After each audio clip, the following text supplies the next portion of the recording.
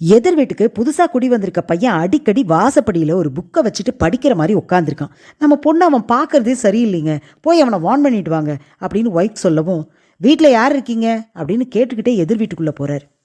வாங்க அங்கிள் உட்காருங்க, இப்போ தான் எங்களுக்காக டீ போட்டேன், சூடு ஆறத்துக்குள்ளே குடிங்க அப்படின்னு டீயை கொடுக்குறான். டீ கப்பை கையில் எடுத்துக்கிட்டு வீட்டுக்குள்ளே அப்படியே ஒரு நோட்டம் விட்டால் படுத்த படுக்கையாக இருக்கிற அப்பா, மனநலம் பாதிக்கப்பட்ட அம்மா. இவருக்கு என்ன பேசுறதுனே தெரியல. அந்த பையனோட அப்பா அழுதுகிட்டே சொல்கிறாரு, ஒரு வருஷத்துக்கு முன்னாடி ஒரு ஆக்சிடெண்ட்டில் நான் படுத்த படுக்கை ஆயிட்டேன். என் மனைவிக்கு தலையில் அடிபட்டதுனால இப்படி இருக்கா.